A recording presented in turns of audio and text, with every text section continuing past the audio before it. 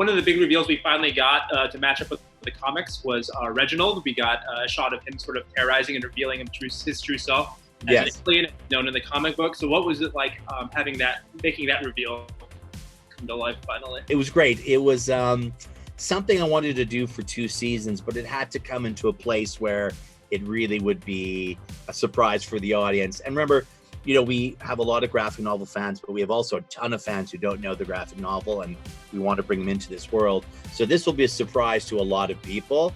It just seemed like a great moment. And obviously, if we have a season 3, we will delve much more into his real past.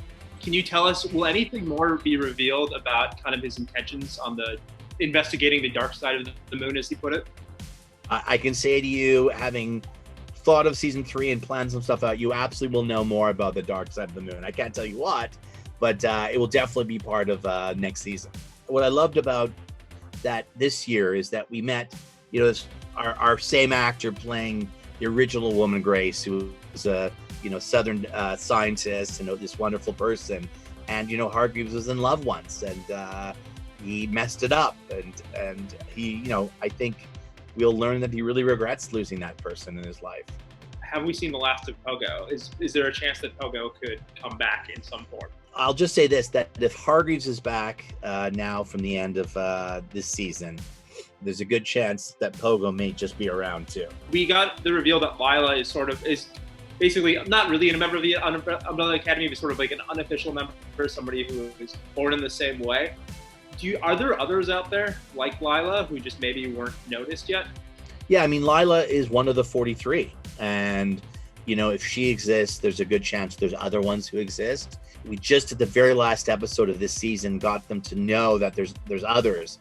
So I think it's a logical thing that by season 3, they'll be talking about whether there are even more out there who don't know about them. Clearly, Dad has not shared with them the truth about the number of these sort of special kids. They thought there was only 7. Now they found out there's 8. Lila thought she was alone too. So I think there's a good chance there might be others out there. At the very end of the season, we're dropped in what seems to be an alternate 2019. Who do you think those people are behind Ben, those shadowy figures behind Ben that we see at the end of the season? I mean, I think those are obviously other siblings that were born on the same date. Obviously, that is the Sparrow Academy. And I know that it's crazy to believe, but the Sparrow Academy, they're so specific. Steve Blackman and the writers, and also Gerard Way and Gabriel Ba, who originated the comic, they're so specific of what they're going that they had mentioned the Sparrow Academy before we even shot a single frame of season 1. So that was already the notion that it was, if things go well, we were going to be introduced to a very important group of people that we might have to face, maybe. Do you think that those are alternate versions of you guys, or do you think they're just maybe other parts of the industry? Hey, I don't know, man. I mean, what do you think? Sparrow Academy is an alternate version of us, or is it just other siblings? That's a cool theory, but I don't know who's the cube, That's probably... maybe that's Luther. Maybe the accident was so bad that they had to put his brain into a cube, but I don't know. Can you give us the last episode, obviously we see a bunch of shadowy figures behind Ben. Can you give us any indication as to who any of those people are behind him? Yeah, I mean, it's very kind of open-ended, really. I mean, I think that what we can take from it, is that Ben is there, or a version of Ben is there, would lead us to believe that, if he's obviously one of these kids who were born the same day with special powers, it's potential that there's a bunch of others. That's an interesting idea for me, that there is a bunch of other siblings out there we've not met, that are all one of these kids that are born the same day. So if that's the case, it could get very interesting in that house. Yeah. Actually, Emmy, I want to ask you, what do you think happens next? Like, he cuts off very abruptly on the cliffhanger. What do you think? Give us any indication as to what you think is going to happen next to the Umbrella Academy.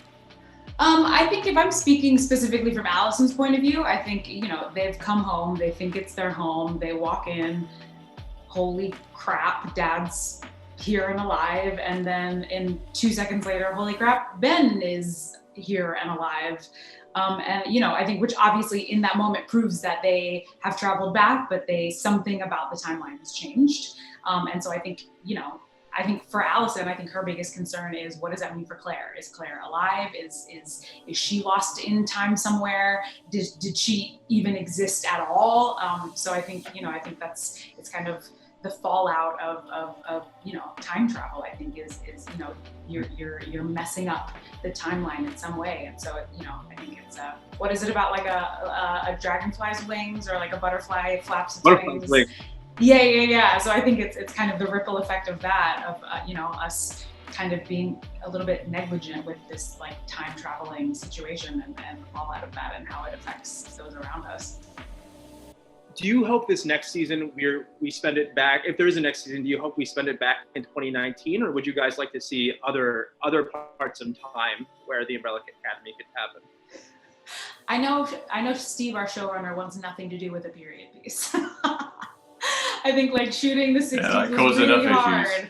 Yeah, I think like dealing with the cars and the wardrobe and the hairstyles, and you know, we had to rent out an entire street in Hamilton, Toronto, and like refront every storefront, the movie theater, the stores, the bakeries, everything. So it was like a huge to do of, you know, being in a period piece. So I think that was biting off a huge chunk that I don't think any of us really realized in the moment of how far and how deep the work would go to, like, you know, maintain the time period.